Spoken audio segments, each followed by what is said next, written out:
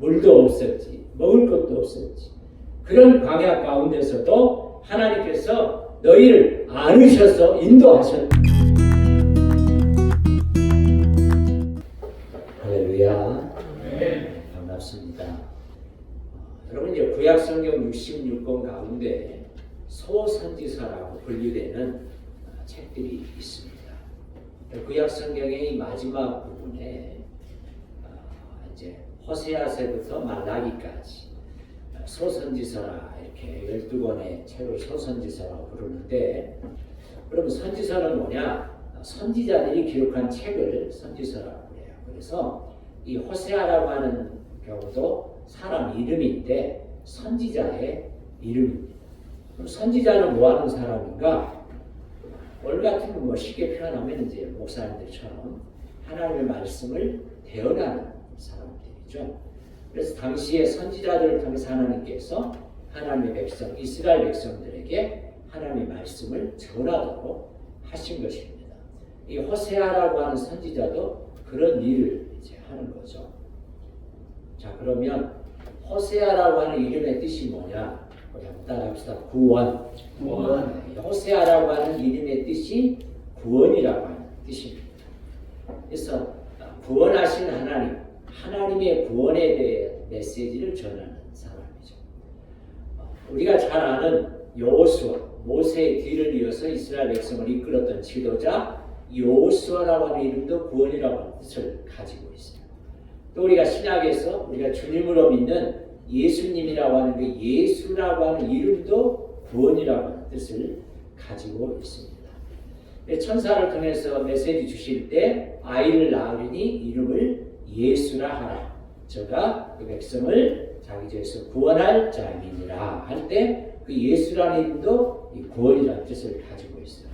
그래서 여호수아, 호세아, 예수, 구원이라는 뜻을 갖습니다.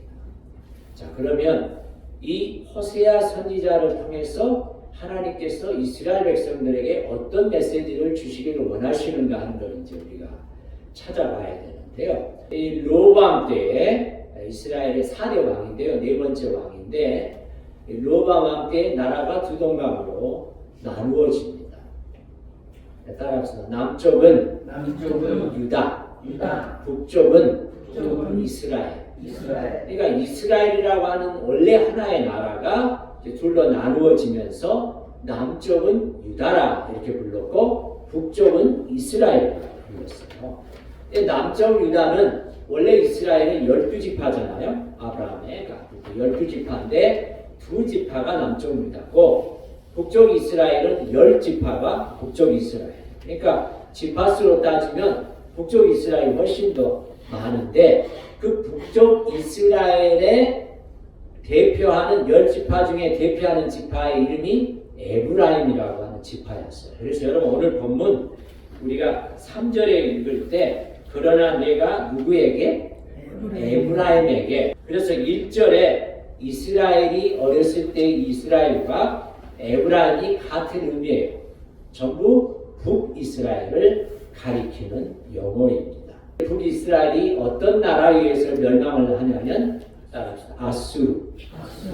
이 아수르라고 하는 대국에 의해서 멸망을 당하는데 이게 하나님의 심판이었다 하는 것이죠.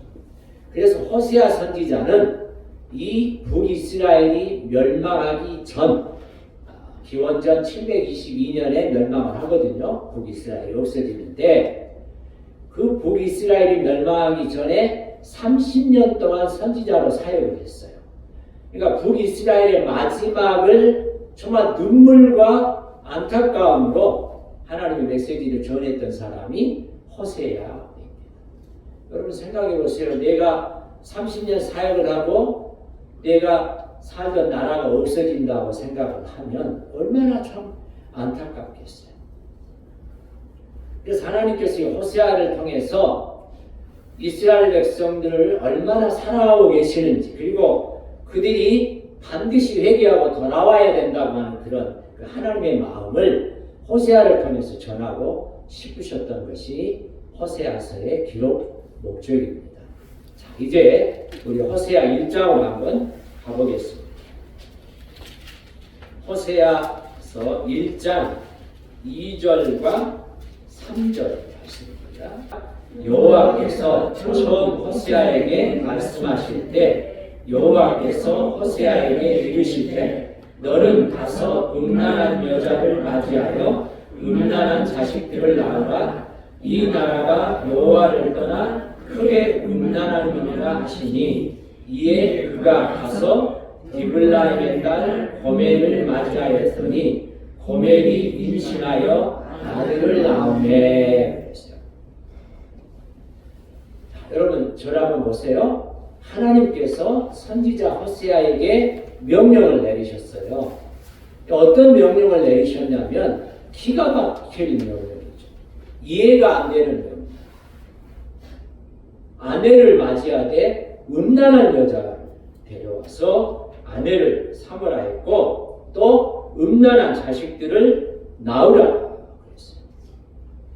여기 음란하다고 하는 것은 우리가 뭐 기생이나 창기나 뭐 그런 식으로 생각할 필요까지는 없고 음란한 어떤 성격을 가진 좀 그런 성향을 가진 사람으로 보면 되는데 우리가 아내를 취할 때도 어떻게 합니까? 정숙하고 순전하고 그것이 일반적인 것인데 하나님께서 선지자에게 명령하신 내용이 음란한 여자를 맞이해서 아내를 취하고 또 음란한 자녀들을 낳으라고 전혀 이해가 안 되는 받아들일 수 없는 하나님께서 도대체 왜 이러실까?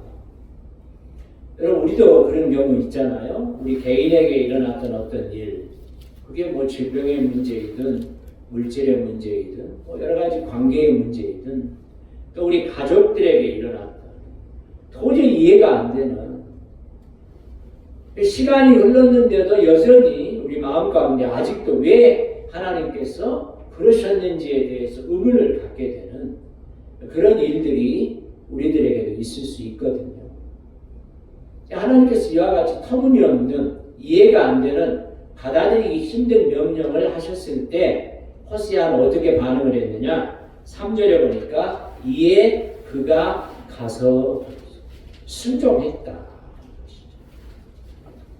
이해할 수 없지만 받아들이기 힘들지만 그럼에도 불구하고 하나님의 말씀 앞에 명령 앞에 순종했다. 이게 우리에게 이제 필요하다 하는 것이죠. 이게 믿음이다. 우리가 믿는 하나님이 어떤 분이신가를 우리가 늘 붙잡고 있어야 합니다. 우리가 믿는 하나님이 어떤 분이신가 그 핵심을 우리가 놓치게 되면 때로는 이렇게 이해하기 힘든 환경이 우리에게 일어나게 되면 흔들리게 되고 넘어지게 되고 의심과 불신앙 가운데 빠지게 되고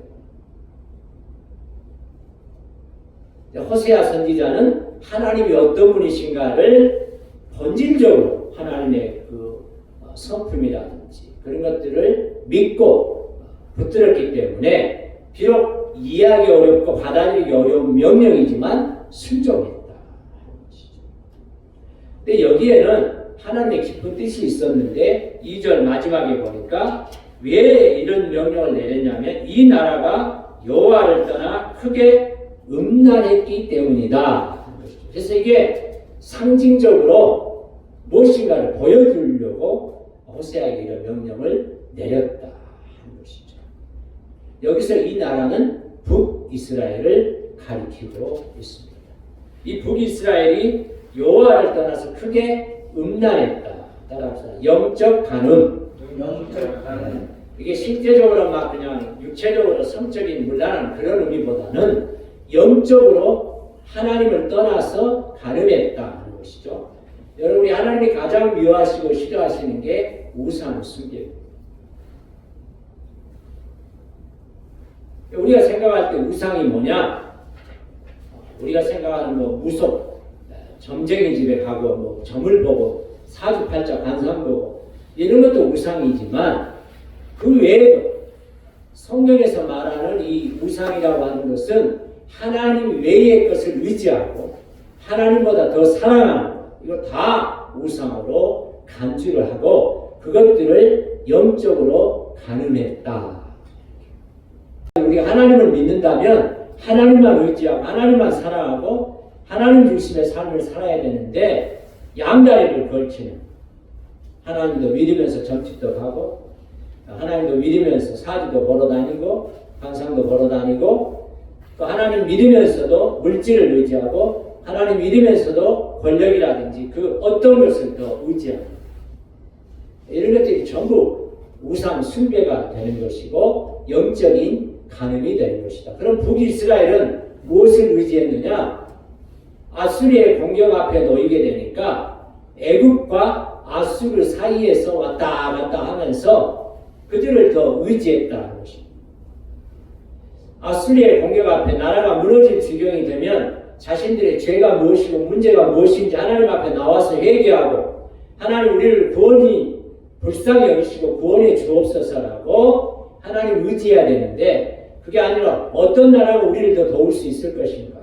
애굽을 의지하고 또 아수르를 왔다 갔다 그 사이에서 꾀를 부렸다, 꼼수를 부렸다.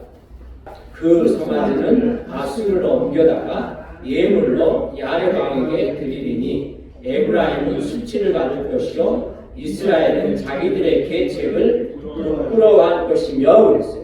여기 계책, 영어로는 plans. 북이스라엘이 꼼수를 부렸다 이 말이에요. 계책, 아수르든지 애굽이든지 우리를 도울 만한 나라를 우리가 의지해야 된다. 그래야 살아납니다. 문제는 하나님으로부터 떠나 있는 것입니다. 문제는 하나님을 의지하지 않는 것입니다.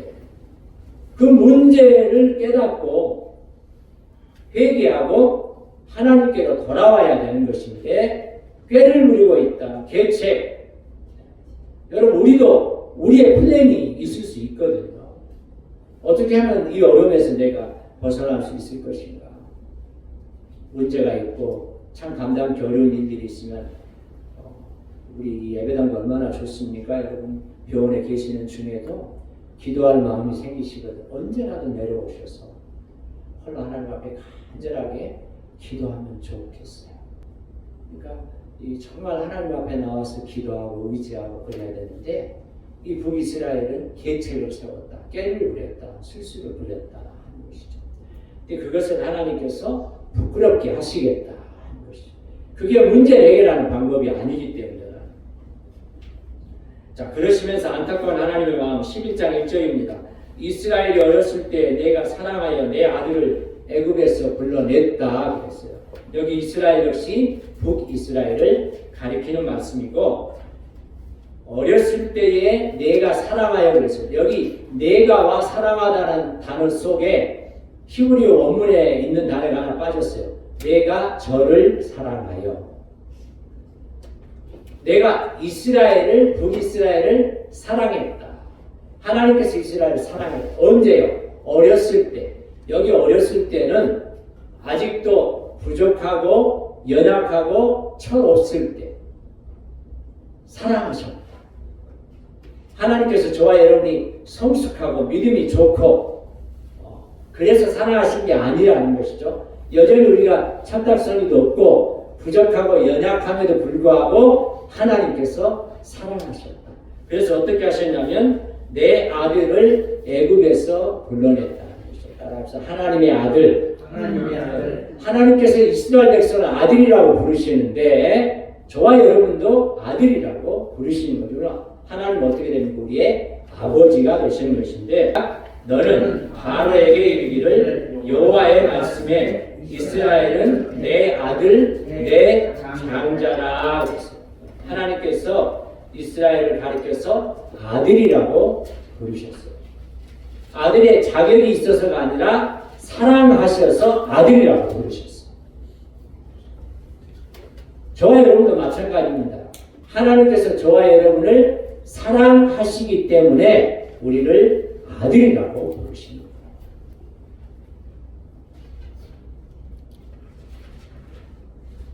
그래서 여러분 하나님께서 우리를 자녀라고 아들이라고 딸이라고 이렇게 불러주시는 게 너무너무 참 큰 은혜다. 그래서 우리가 하나님을 아버지라고 부를 수 있는 게 가장 큰 축복이고 가장 큰 은혜다. 그런데 이렇게 아들로 자녀로 부르실 때 우리가 아직 어렸을 때입니다. 우리가 철도 없고 믿음도 없고 연약하고 부족할 때 그랬다는 것이죠. 왜요? 사랑하셨어요. 그런데 이스라엘은 어떻게 했습니까? 2절에 보니까 선지자들이 그들을 부를수록 그들은 점점 멀리하고 바알들에게 제사하고 아로 새긴 우상 앞에서 분향했다. 하나님께서 선지자들을 통해서 끊임없이 이스라엘 백성들에게 하나님께서 너희를 사랑하신다. 너희를 자녀로 아들로 여기신다라고 계속해서 메시지를 보내면서 회개하고 돌아올 것을 말씀하셨지만 저들은 바알 신을 섬겼고 아로 새긴 우상에게 절했다. 분향했다. 끊임없이 영적으로 이렇게 간음을 행했다. 그럼에도 불구하고 3절에 그러나 그랬잖아요. 내가 에브라임에게 걸음을 가르쳤다. 마치 우리 자녀들이 이렇게 이제 기다가 나중에 이제 걷게 될 때 처음에는 이제 서는 것도 불안하잖아요. 그럼 이제 손을 잡고 걸음마 걸음마 걸음마 촬영지 했어 안 했어? 다 했잖아요. 그렇게 해서 손을 붙잡아주고 걸음마 걸음마 이거 다 가르쳤다. 하나님께서 하나하나 이스라엘 백성들에게 어떻게 살아가야 될 것인지를 선지자들을 통해서 마치 아버지, 어머니가 자녀들을 걸음마 훈련을 시키듯이 그렇게 다 교육을 했고 심지어는 넘어지려면 팔로 안아주셨다. 여러분 어린 자녀들 어디 갈 때 그냥 손잡고 이렇게 걸을 수도 있지만 좀 환경이 어려워지면 애가 도저히 못 건너가도 어떻게 번쩍 들어 안아서 우리가 옮겨가듯이 하나님께서 이스라엘 백성들을 그렇게 하셨다 하는 거죠. 그럼에도 그들은 알지 못했고 자 읽지는 않았습니다만 7절입니다. 내 백성이 뭐라고 했어요? 끝끝내 내게서 물러가나니 그랬어요. 참 고집이 센 거죠. 이스라엘 백성도 고집이 셌다. 그렇게 하나님께서 심지어는 팔로 안으실 정도로 그렇게 표현하실 정도로 이스라엘을 인도를 하셨는데 저들은 끝끝내 돌아오지 않았다. 그래서 이스라엘 백성의 고집도 고집인데 가장 고집이 센 분이 하나님이실 겁니다. 아멘입니까? 하나님의 고집이 그렇게 세시기 때문에 포기하지 않으십니다.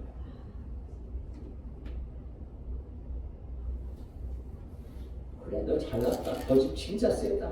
그래 망하든지 말든지 나는 상관 안 하겠다. 그게 아니고 그럼에도 불구하고 끝까지 하나님께서 저를 필요하시면 팔로 안아주셨다.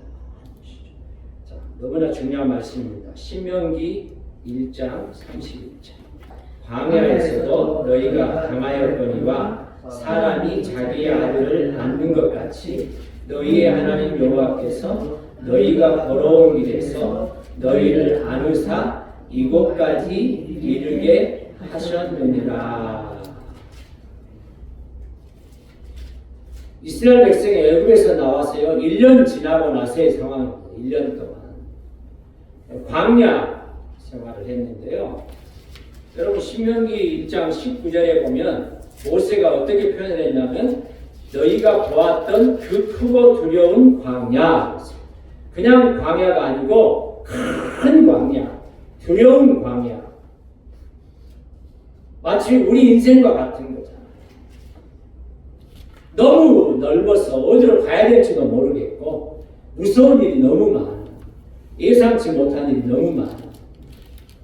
아마 어떻게 보면 오늘 지금 오전에 일어났던 무안공항 비행기가 반파됐대요. 활주로에 이렇게 대충 듣기로는 바퀴, 착륙 바퀴가 내려와야 되는 그런 게 잘 안 돼가지고 이제 벽을 맞은 것 같은데 결과는 나와봐야 되겠습니다만 정말 이 무슨 일이 일어날지 모르는 정말 크고 두려운 광야와 같은 게 인생인 것 같아요. 아침에 다녀오겠다가 나와서 저녁에 돌아오지 못하는 그런 일들 우리가 보게 되잖아요. 공항에 우리 가족들 오면 마중 나가는데 마땅히 입국장으로 들어와야 될 사람이 못 들어오는 그런 상황을 생각을 해보면 참 무슨 일인가 싶고, 이스라엘 백성들도 금방 가나안 땅으로 갈 줄 알았는데 광야에서 40년 동안 고생을 했거든요. 근데 그 40년 중에 1년 동안 물도 없었지, 먹을 것도 없었지. 그런 광야 가운데서도 하나님께서 너희를 안으셔서 인도하셨다 하는 것이 신명기를 통해 주시는 메시지였다. 그래서 하나님의 허구, 하나님의 안아주심, 2024년 1년 동안을 생각해보면 그 말씀 가지고 밖에는 설명이 안 된다. 금년 1년을 내가 어떻게 버텼을까? 하나님이 안아주셔요. 정말 광야와 같은 인생길을 내가 살아왔는데 하나님께서 내가 힘들 때마다 나를 몰라 하시는 게 아니고 나를 품에고 안으셔서 지칠 때는 번쩍 들어서 여기까지 인도하셨구나. 24년에 이틀 남겨두고 그런 마음을 우리가 갖게 됩니다. 미국의 유명한 TV 방송 토크쇼의 진행자인 오프라 윈프리라고 하는 여사가 있어요. 대통령보다 더 유명한 사람인데, 그 오프라 윈프리가 한 번은 자기를 이렇게 소개를 하는데, 자기는 태어나서부터 한 번도 아버지가 자기를 안아주신 적이 없어요. 한 번도.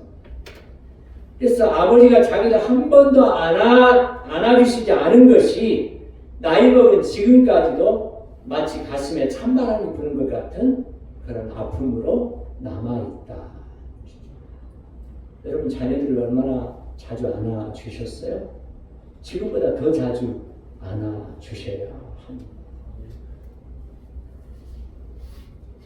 그러니까 부모의 따뜻한 가슴 안에 늘 안기고 호응하고 허그하고 그렇게 자란 아이들과 그렇지 못한 아이들 얼마나 큰 차이가 있겠어요? 하나님께서 이스라엘 백성을 그렇게 안아주셨다.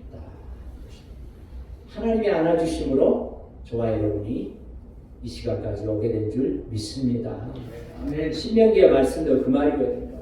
이스라엘 백성들은 고통스러운 광야라고 생각을 했지만 모세는 영적인 눈을 열어서 그 광야 중에도 하나님께서 우리를 안아주셨다는 것을 본 것이죠. 저는 그와 같은 모세의 영적인 눈이 열릴 수 있기를 주의 이름으로 축원합니다. 2024년도 참 쉽지 않은 길들을 지나왔는데요. 저도 생각을 해보면 어떻게 내가 오늘 이곳에서 우리 새순 라이프 교회 우리 한우들도 성도들과 함께 하나님 앞에 예배드릴 수 있을까? 작년 이맘때에는 생각할 수도 없었던 일들을 하나님께서 이끌어 주셨다, 안아주셨다. 제 개인적으로도 그것이 간증입니다. 여러분들에게도 내가 오늘 12월의 마지막 주일, 아까 52주를 이야기했는데 오늘 주보에 보니까 52라고 딱 써져 있잖아요. 24-52 마지막 주일에 바로 이거 지하진 새순 라이프 교회에서 하나님 앞에 주일 예배로 이렇게 드릴 수가 있고, 호세아 말씀을 통해서 이스라엘 백성의 완악함에도 불구하고 하나님께서 저들을 끝까지 안아주시고 품어주셨던 것을 말씀으로 듣게 하셨어. 우리 자신에게 이 말씀이 그대로 적용되면서 금년의 마지막도 하나님 앞에 감사할 수 있습니다. 4절에 보니까 사랑의 줄이라고 했는데 그 사랑의 줄이 곧 은혜의 줄이었다. 하나님께서 금년도 은혜의 줄로, 사랑의 줄로 저와 여러분을 이끌어 주셨다 하는 것이죠. 이 말씀에 큰 힘을 얻으시고 이제 내년에도 또 하나님이 은혜의 줄, 사랑의 줄, 또 안으신 하나님과 함께 동행하는 우리 모두가 되시기를 예수님의 이름으로 축원합니다.